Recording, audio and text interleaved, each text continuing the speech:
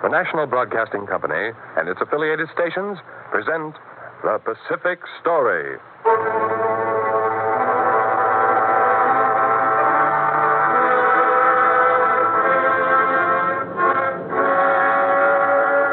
In the mounting fury of world conflict, events in the Pacific are taking on ever greater importance. Here is the story of the Pacific and the millions of people who live around this greatest sea. The drama of the peoples whose destiny is at stake in the Pacific War. Here, as another public service, is the tale of the war in the Pacific and its meaning to us and to the generations to come.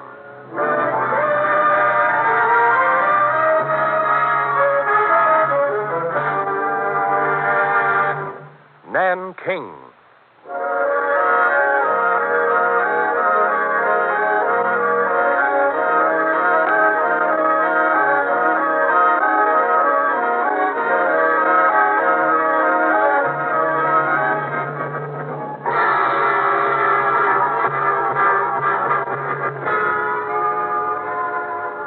September 1937.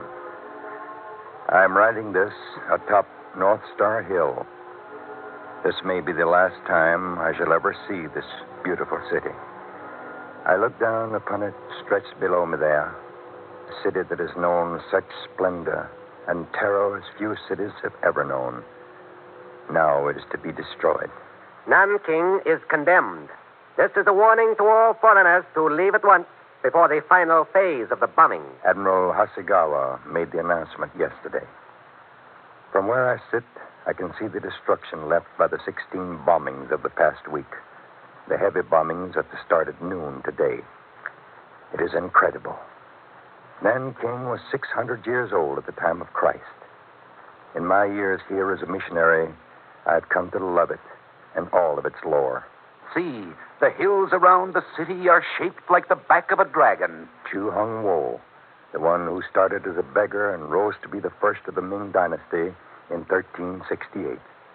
Chu Hung Wo said that when he saw the grandeur of these hills over there. I will build my capital on the back of the dragon, and it will last forever. The Mings built the city on the back of the dragon, and they built the walls around the city, those walls that are still down there. They made Nanking the finest city in China. There were 7,000 tapestry weaving machines in the city. And Emperor Yongle built the glorious porcelain pagoda. Today I beheld with my own eyes the wondrous porcelain pagoda. Chinese made pilgrimages to see it. It reaches to heaven. It was more than 200 feet high and octagonal in form. It is a tower of beauty encased in glazed tiles of 100 colors. Its graceful overhanging eaves are sparkling green, and from its delicate cornices hang 150 bells. With this porcelain pagoda, Emperor Yongle has commemorated the virtues of his mother. Those who came up the broad Yangtze 200 miles from Shanghai marveled at it from their boats. Travelers and adventurers who came overland paused in wonder before it. And through the hundreds of years, even after the capital of China was moved to Peking, the porcelain pagoda was guarded and protected like a fine jewel. The people of Nanking never tired talking of it, but by the middle 1800s, they were speaking of something else. He is a fanatic, this one who calls himself the Heavenly King. But he is strong and ruthless. He must be stopped. Even the Imperial troops could not stop his forces at Yunganchao. They cut their way out. Yes, and now they are sailing down the Siang to the Yangtze. They are heading here for Nanking. We must prepare to fight him and all of his followers. They are bloody and merciless. We must stand before them and fight, or we are lost. Yes, we must fight. The Chinese, who called himself the Heavenly King, named the territory he conquered the Heavenly Kingdom of Great Peace. But he left no peace in his wake, only desolation and misery. With his rebels, he sailed down the Yangtze, plundering the river cities one by one. And at last, they came to Nanking. Down with idolatry! Tear down the temple! No, you shall not touch the porcelain pagoda. You care to oppose the Heavenly King? I shall defend this priceless treasure with my life. Tear out his infamous tongue! Let his belly... No! You see, the pagoda has brought him ill fortune, as it will all men. Blow it off! Blow it off!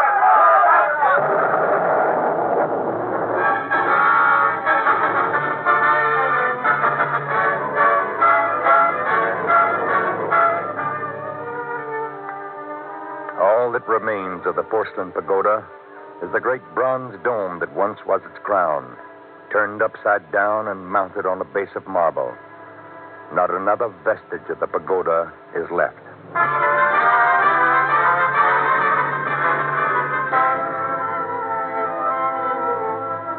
The Taiping rebels left Nanking in ruins and slaughtered its people, particularly the Manchus. But 50 years more were to pass before the Manchus were toppled from the throne of China. Dr. Sun Yat-sen made Nanking the capital of the new provisional government. But there were still problems. What will happen to the capital in Nanking now that Dr. Sun has withdrawn from the presidency in favor of Yuan Shikai? This question was on everyone's lips. Will Yuan Shikai, the new president, come here to Nanking? Yuan Shikai's strength was in the north, and he established a capital at Peking. It remained there for the next 15 years while we in Nanking saw the storm brewing. It was in 1926 that Chiang Kai-shek started his march north. And by 1927, the fighting reached Nanking. Within our compound, we'd listened to the shooting outside. Excitement ran high. China cannot survive such chaos. Who is fighting who? There is even dissension within the Kuomintang. It is a fight to death between the left and the right. But if something is not done in the name of unity, anarchy will sweep all of China.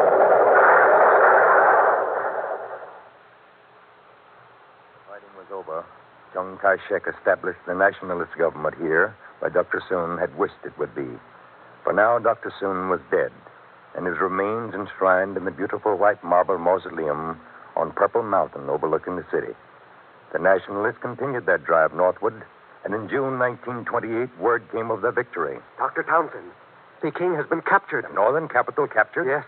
And now, once more, Nanking is to be the capital of China. Nanking was the capital once more. Now the reconstruction began. You see, what we are doing, Dr. Townsend, is cutting Chongshan Road here from the Yangtze waterfront straight through to Chongshan Gate. A modern road for Nanking. It will go through the old city wall near the drum tower, then on through the banking circle in the business section of the new city. Working coolies were swarming over the road. Thousands of Chinese houses must come down to make way for the highway. The property owners are complaining, but they are being compensated. And already many of them are seeing the increased value to the property along the road. I can see Chongshan Road below me now. I can see its many magnificent buildings. The Ministry of Foreign Affairs, the Metropolitan Hotel, moving picture theaters, hospitals. Some of them have already been hit by bombs. I remember those early Reconstruction days we relaxed and talked down in those tea houses. I've never seen such animated chatting as you have here in your Nanking tea rooms. Nanking is famous for them. Say, who's that interesting Chinese over there? Huh? Oh, probably a politician. They come here to laugh and chat, mend their political fences. Just as Americans do, to be seen in the right places with the right people. Well, yes.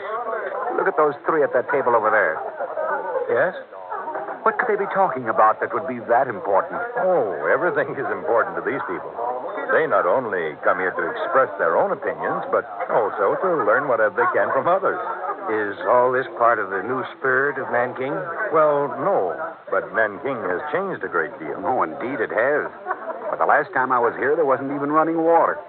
Now you can draw water out of a faucet anywhere. Where did you get the water then? It used to be peddled in the streets by water carriers. Yes, Nanking has only had a waterworks for a short time. And the buildings. Why, in a matter of a few years, Nanking's become China's most important metropolis. Well, look at those neon lights out there. The thing I notice is that Nanking is different from the other Chinese cities I visited. In what way? Well, I don't know. Is it because Nanking isn't a seaport? Well, Nanking's on the Yangtze, but there are no foreign concessions here. Nanking is a Chinese city. That is what the Chinese are determined to keep it.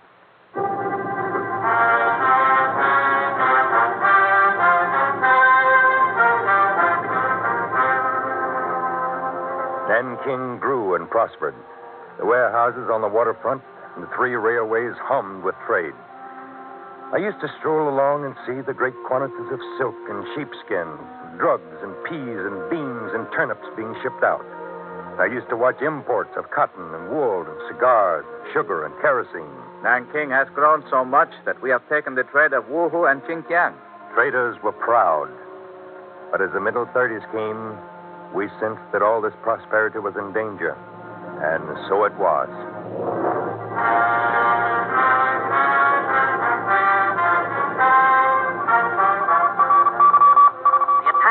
Last night by the Japanese at the Marco Polo Bridge just out of Beiping. The Japanese are today moving in force against strategic points, and Chinese troops are hurriedly being mobilized, while foreign capitals are taking measures to bring about... It started outside Beiping, but it was almost as if we could hear the echoes in Nanking. Is this to be a real war against us, Dr. Townsend? Everyone was apprehensive in our compound. Has the war really spread to Shanghai? Yes. It has spread to Shanghai, Wang. The Japanese will come here after they have taken Shanghai. For Nanking is the capital. And besides, the Japanese know its strategic importance. The old Chinese was right. The bombers came more quickly than we expected. Run! Run for shelter! Run! Mr. Townsend, you must go. You must find shelter. I couldn't go and leave the Chinese who had worked with me for so many years. Go, Mr. Townsend. You will be killed. Yes, Mr. Townsend. Most of the other foreigners have gone to their shelters. Go quickly. Some of the far-seeing foreigners had built deep, strong shelters of concrete. In them, the Chinese said, the foreigners had all the equipment to live in safety for days. When the raid was over, we started to build dugouts. Our dugouts will not be comfortable, nor have stoves or ice boxes, but they will give us some shelter. We shall never have enough if the Japanese send over very many planes. We must never stop digging until we have enough. Pray heaven that we have enough time. We all worked making dugouts. Arrows were put up everywhere, pointing to the nearest shelters. But we did not have enough time. 16 bombings last week. What these defenseless people have suffered. I look down now at the cruel destruction below me. Spots of brutal ruination scattered throughout the city. I see Chongshan Road and Taiping Road and the beautiful buildings lining them. Now, in another hour, Admiral Hasegawa's heavy bombings are to start. It's time to walk down the path that has been worn smooth by the passing generations. It is time to join my people in our compound down there in Nanking.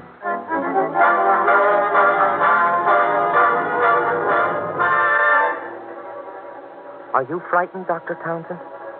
Yes, a little, Chow. Are you?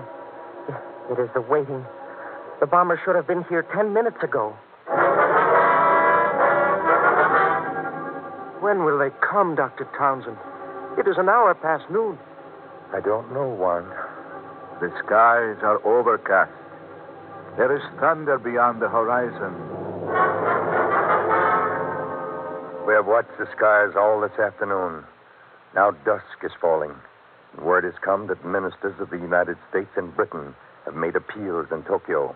We respectfully protest the proposed bombing of Nanking. Yes, not only will it be contrary to international law, but it will mean the slaughter of thousands of defenseless civilians.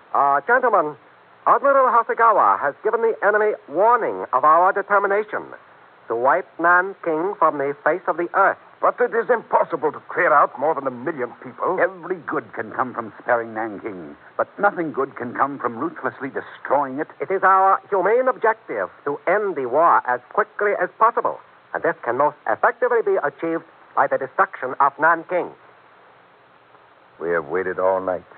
Wang and Chow and the old one, Tsai, and I. Now, the first light is beginning to show in the east. There is not a sound. Wang, Chow strain their young ears for every sound. We have had our rice.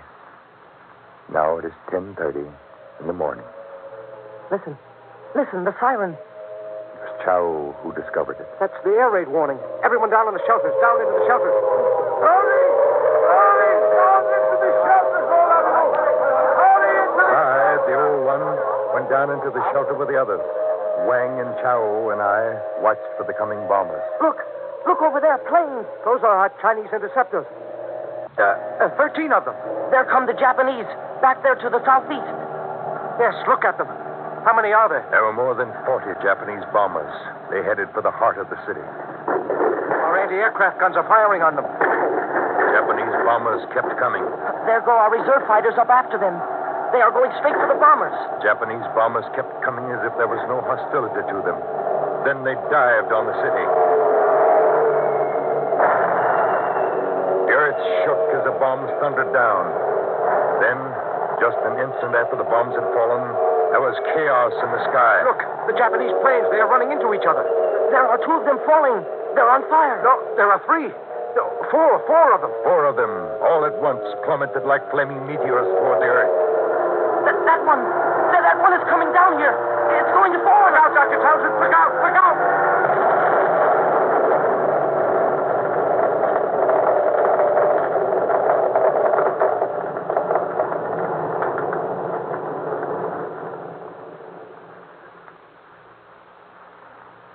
Our house, most of our compound were destroyed. We fought the flames to try to save those in the shelter. But Cy, the old one, and the others in his care, all died. Dr. Townsend, they're coming back. They're coming back. Yes, more of them. Look at them. Second raid came a little more than 30 minutes after the first. We had no protection against them. Look at the city burn, Dr. Townsend. Look at it burn. Flames licked high up into the sky. More and more Japanese bombers kept coming back. Explosives and incendiaries dropped for hours. When night came, the blackness of the sky was pierced with the light of the blazing fires.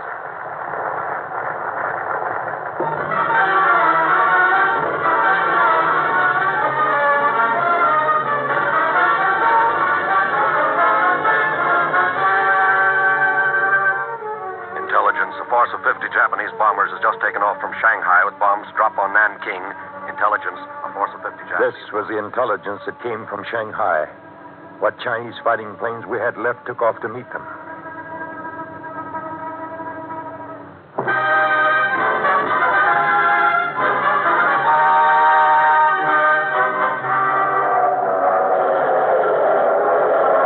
Next day, the Japanese came back with 80 bombers. The first Japanese plane turned off from the formation, dived almost straight for the city. Is he going to commit suicide? He has singled out something to hit. The anti-aircraft guns are concentrating on him. He's going to dive straight into the earth, straight through the fire. No, he is pulling out. Look at him go up. He's dropped his bombs.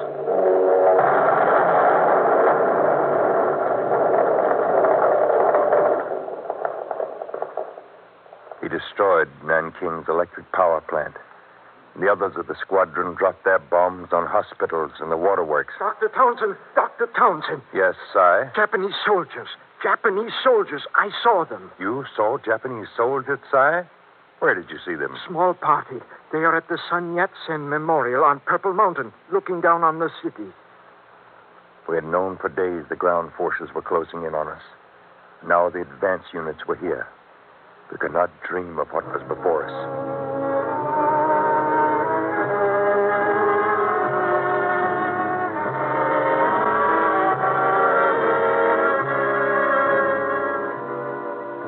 December 12, 1937. The Japanese entered Nanking today. Thousands of Chinese civilians and soldiers tried to cross the Yangtze to the north bank. That is all this boat will hold. Get out there. You must let us on, me and my little boy. There is no room. The boat will go down in the rushing waters. Are we to stay here and die? No one will take us across. Move over, you two. Make room for him and this boy. Oh, thank you. Heaven bless you. Squeeze in there. There, quickly. We are all right now. All right. Push off. Out into the stream. They pushed out into the raging Yangtze. The river was filled with boats fighting the current, fighting to keep afloat, fighting to get across. The waves almost swamping them. Look, Japanese planes. Japanese planes. They're diving to scrape the boats. Look out!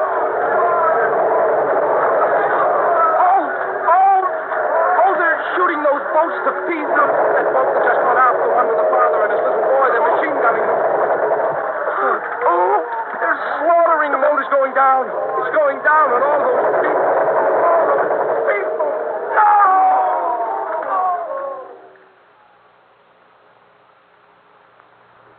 Strewn with dead. We do not know how many tens of thousands have died. The city is drenched with blood. Today, the Japanese troops stormed through the city. They looted stores and houses. Wagons and rickshaws and old automobiles and trucks, loaded with the personal property of those slaughtered, are passing our compound now. The Japanese are taking the loot away from this doomed city. Japanese swarmed through the city. There was no place for us to go but the international safety zone. I've never seen such a mass of seething humanity. Oh, such misery. They say there are more than 200,000 of us refugees in here. Foreigners as well as Chinese were crowded into the international safety zone. Do you think the Japanese will respect this zone? They should, if they have any regard for foreign opinion. If what we have seen in this city is any measure, then Clear the way. Clear the way. Get back there. Clear the way. Clear the way. By military order, those we select will be taken now to serve as laborers to clean up the debris of the city. They cannot force us foreigners to work. They'll force anyone to work. Take those two, those three over there, that one, that one, that one, those three, four there, that one, that one. They are taking all Chinese. Yeah, they know the Chinese can't help themselves. All right, all of you selected, right up here. Wang was one of the Chinese taken. He looked at me without a trace of emotion as they lined him up. As they started to march them away, he threw back the last glance. Up there, do not drag. Up, up. Keep them in line back there. Wang never turned around again. The Japanese marched the helpless Chinese out of the international zone. Quiet settled over all of us. The 200,000 seemed to be holding their breath. And then we heard it.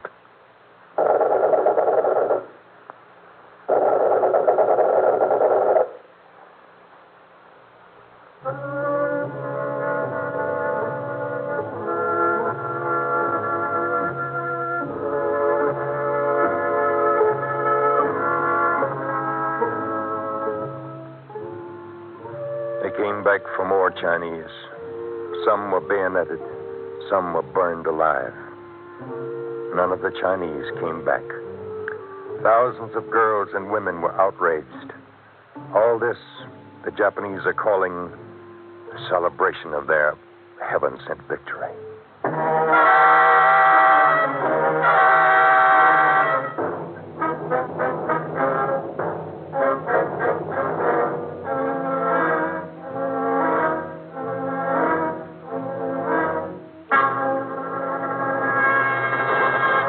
This is Chow Yong Tai. The foregoing is from the diary of Dr. Townsend. Gradually, the killing and the torturing and the looting ceased. Then famine came. The farmers had been killed and the transportation systems into Nanking wrecked, so there was no food. Dr. Townsend and I, who were the only ones left from our compound, started out to search for some.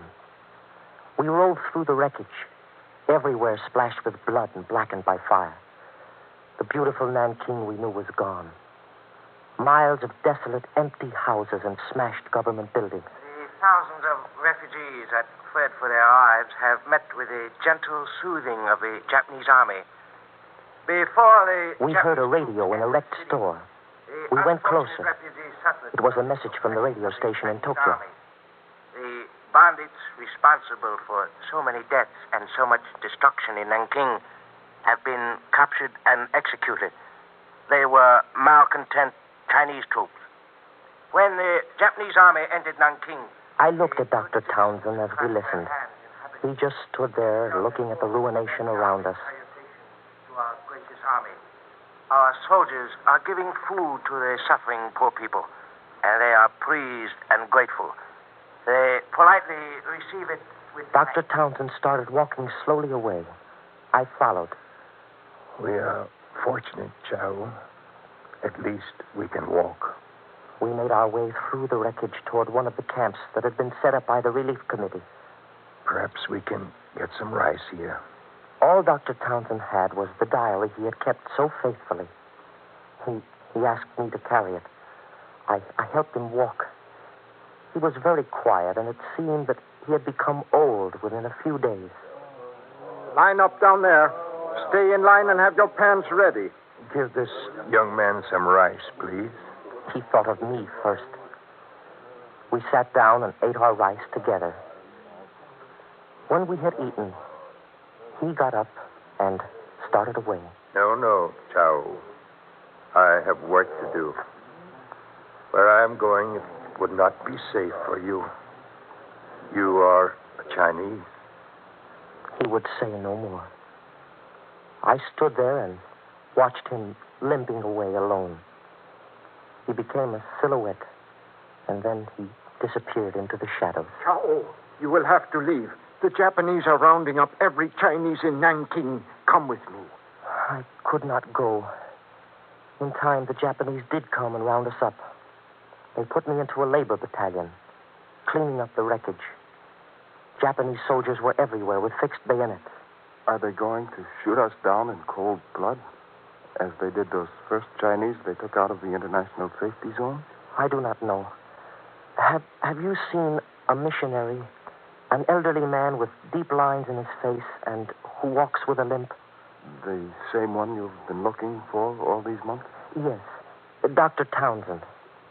All I know of him is what you have told me. The Ministry of Foreign Affairs over there. How beautiful it is. Standing there almost untouched. It is one of the few buildings not destroyed. Stop that talking. There's work to do. The Japanese soldiers stood over us and watched every move. When the guard had moved away, we could ease up for a moment. It is said that the Japanese are going to set up Wang Jingwei as the head of their puppet government in the Ministry of Foreign Affairs over there. We had known a long time that the Japanese were organizing the Chinese puppet government. And there was talk that the Japanese would make Nanking the capital of occupied China. Perhaps they are working us so hard because they want to get the Ministry of Foreign Affairs ready for the inauguration of Wang Jingwei in March. Shh, quiet. Here comes the guard again. What were you two talking about? Tell me. Is the new government of Wang Chiwei to be set up over there in the beautiful Ministry of Foreign Affairs? No. That is to be the headquarters of General Nishio, the commander of the Japanese Army of Occupation. Where will be the headquarters of the new government? Stop talking and work. In March 1940, the Japanese inaugurated their puppet government here and set it up in a shoddy, unpretentious building. So Nanking is a capital once more. But the beautiful old Nanking is gone. And so is Dr. Townsend. I think of the two together, and I remember my last impression of him as he walked away until he became a shadow and then disappeared.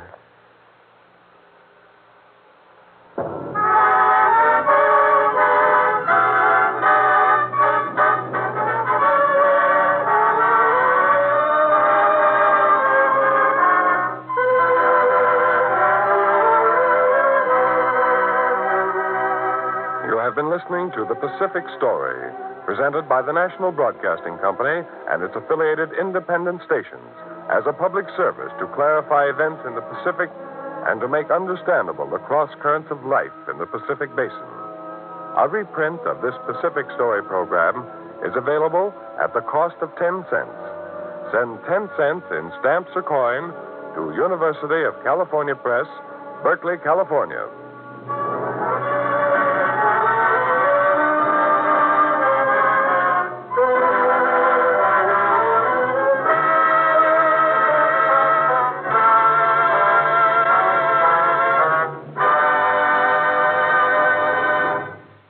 The Pacific Story is written and directed by Arnold Marquis. The original musical score was composed and conducted by Thomas Peluso. The principal voice was that of Jack Edwards, Sr. This program came to you from Hollywood. This is the National Broadcasting Company.